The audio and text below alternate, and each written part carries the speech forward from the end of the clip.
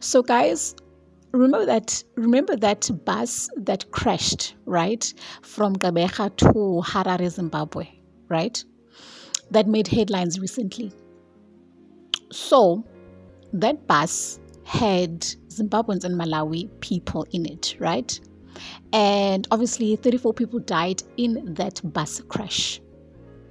So the RAF spokesperson McIntosh, right, says that people who are foreigners, whether they are legal or illegal, they can claim compensation from RAF. So he says that this is not RAF's doing. It is basically the doing of the High Court. And he says that Section 17 of the RAF's Act says that there's no discrimination against immigration status. So whether you are here legally or not, you can claim from RAF. Okay, McIntosh said they have in recent years fought with the High Court against compensating foreigners, especially those who are here illegally. Because if you're here illegally, you have no right to claim anything that is South African state-owned stuff, okay?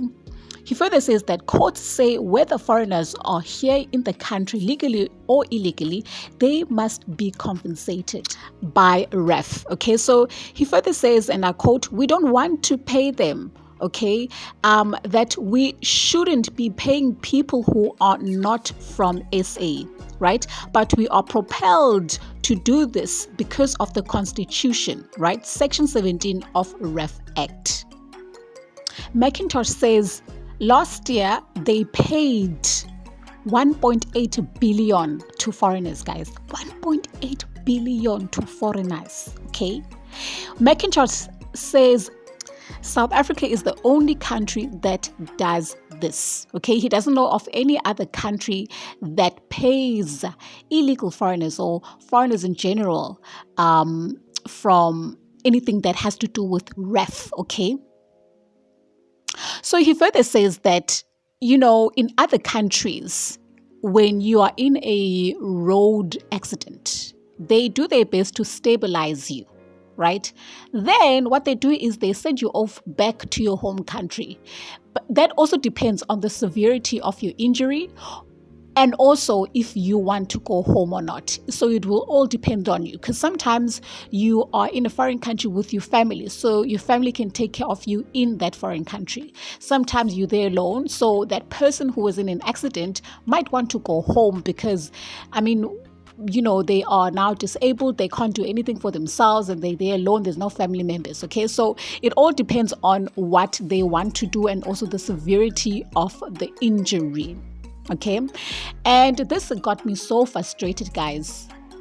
It's so frustrated that the High Court and this damn institution that we have that protects, you know, criminals and foreigners more than it protects us as South Africans of this country, you know, could let, you know, foreigners claim from tax, you know, from RAF, which is tax people's money, taxpayers' money.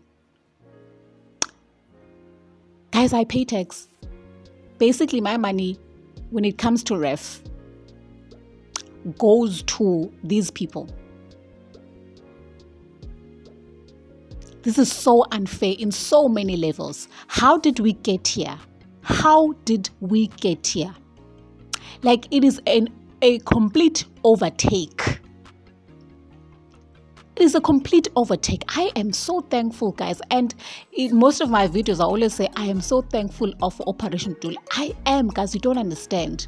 Because if it wasn't for Operation Dudula and March on March and Patriotic Alliance, listen, we would not know the severity of how much illegal foreigners are crippling our country. Just now, we found out that the very same bus was basically trafficking our own ARVs that come from SA, from Gqeberha. And we all saw that as a nation, but not enough coverage was pointed at that. It was just this, bus, that was, that had an accident. And there was these foreigners that, died. And now they've got the right to claim. Okay?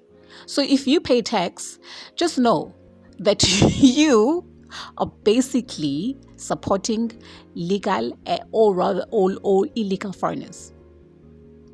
Okay? Just know that your money is going to them and not South Africans.